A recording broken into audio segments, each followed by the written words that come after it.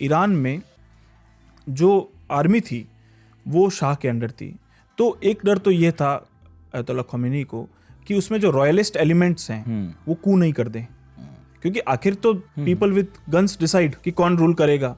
तो ऑलरेडी एक ऑर्गेनाइजेशन है जिसके अंदर रॉयलिस्ट एलिमेंट्स हैं या जो प्रो शाह एलिमेंट्स थे।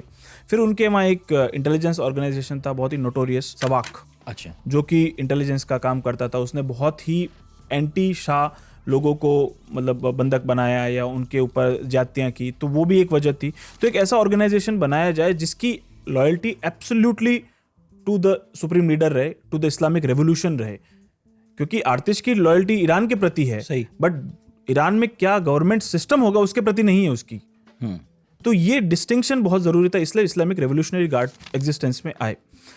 एक कारण इसका ये भी था कि उनका जो प्रीवियस एक्सपीरियंस रहा है 1953 का मोसादेक की गवर्नमेंट के साथ, कि कैसे एक गवर्नमेंट थी जिसको कू के द्वारा, CIA बैक्ड कू के द्वारा वापस रॉयलिस्ट एलिमेंट्स पावर में आ गए, वापस शाह पावर में आ गए। तो वो एक जो मेमोरी है 1953 की, वो बहुत इंपॉर्टेंट रोल प्ले किया, और इसीलिए IRGC एक ग्राउंड अप मिलिशिया बनाया गया जो कि डिफेंड करेगा। और शुरुआती जो समय देखेंगे आप 1979 टू 1982 तक, उसमें बहुत ज़्यादा ईरान में असैसिनेशंस हुए हैं, IRGC के लोगों के भी हुए हैं और जो लेफ्टिस्ट ऑर्गेनाइजेशंस थे उनके भी आपस में हुए। तो बहुत से इन सब इश्यूज को, जो ईरान में इंटरनल जो इनस्टेबिलिटी थी उससे डील, क्योंकि आर्मी का काम तो बॉर्डर प्रोटेक्ट करना है, तो इन सब चीज़ों से डील करने के लिए ये IRGC को ये मैंडेट दिया गया कि वो इस्लामिक रेवोल्यूशन को प्रोटेक्ट करने के मैंडेट के अंदर ईरान में जो opposition to the Islamic republic था